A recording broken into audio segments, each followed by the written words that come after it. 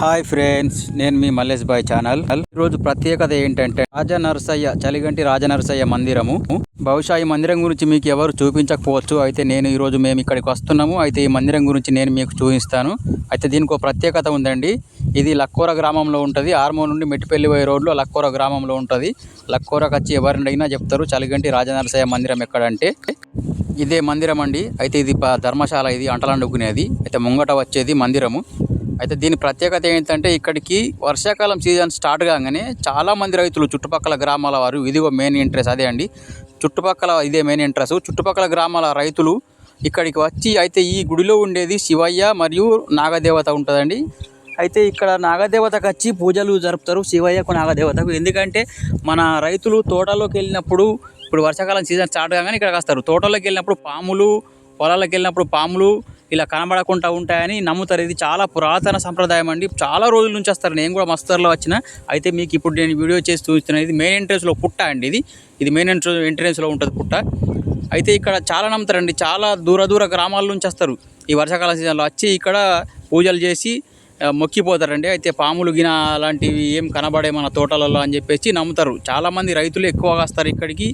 ఇక్కడ వచ్చి పూజలు చేసిపోతారు. అయితే ఈ గుడి గురించి మీకు ఇంతవరకు ఎవరు చూపించలేరచ్చు. నాకు చూపించాలనిపించింది, నేను వీడియో చేస్తున్నానండి.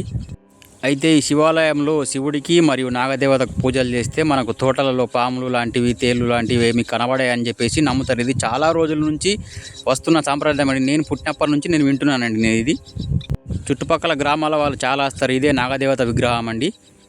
అయితే మీరు చూడని వారు ఉంటే ఈ చుట్టుపక్కల గ్రామాల వారు వచ్చి ఇక్కడికి వచ్చి దర్శనం చేసుకొని పూజలు చేసి పోగలరు.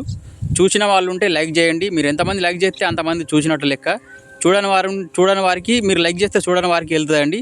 అయితే దీని ప్రత్యేకత ఇదేనండి. అయితే ఇది చాలా రోజుల నుంచి నమ్మకం. ఇది ప్రతి ఒక్కరు వర్షాకాలం సీజన్ స్టార్ట్ కాగానే పంటలు మనం మొక్కలు పసుపులు పెట్టే సమయంలో ఇక్కడికి వచ్చి నాగదేవతకు పూజలు చేసి కొబ్బరికాయలు కొట్టిపోతారు.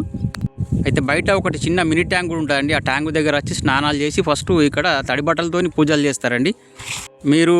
మీరు లక్కోర మందిరంలోకి వచ్చి ఎవరిని అడిగినా చలిగంటి రాజా నరసయ్య మందిరం ఎక్కడని ఎవరిని అడిగినా చెప్తారండి మీకు. దయచేసి ప్రతి ఒక్కరు షేర్ చేయండి ఇన్ఫర్మేషన్. ఎందుకంటే మీరు లైక్ చేస్తే ఎవరైనా చూడని వాళ్ళకు కూడా ఇంకా చూస్తారు వచ్చి. అయితే ఇక్కడ ఈ నాగదేవతకు పూజలు చేస్తే చాలా గట్టి నమ్మకం అండు. మనకు తోటలల్లా, పొలాలల్లా పాములు లాంటివి కనబడాయని చాలా గట్టి నమ్మకం. ఇది చాలా ఏళ్ళ నుంచి వస్తున్న సాంప్రదాయము ఈ మందిరము. అయితే ఇంతవరకు ఎవరు చూపించలేరు. ఇది మెయిన్ ఎంట్రెన్స్లో ఇది పుట్ట అండి. ఇక్కడ కూడా కొబ్బరికాయలు కొడతారు. చూడండి, ఇక్కడ సేమ్ పాము టైపే ఈ చెట్లున్నాయి మీద మచ్చలు. అయితే ఈ మందిరాన్ని చూసిన వాళ్ళు ఉంటే కామెంట్ చేయండి ఫ్రెండ్స్. ఓం నమ శివాయ అని. వీడియో నచ్చినట్లయితే సబ్స్క్రైబ్ చేసుకోవడం మర్చిపోవద్దన్న. అలా మన వీడియో నచ్చినట్టయితే లైక్ చేయండి, షేర్ చేయండి, కామెంట్ చేయండి అన్న. మీరు నాకు సబ్స్క్రైబ్ చేసి మీరు సపోర్ట్ చేస్తే ఇలాంటి మంచి వీడియోలు నేను తీస్తానండి. చాలామంది వీడియోలు చూస్తున్నారు కానీ సబ్స్క్రైబ్ చేసుకోవడం లేదు.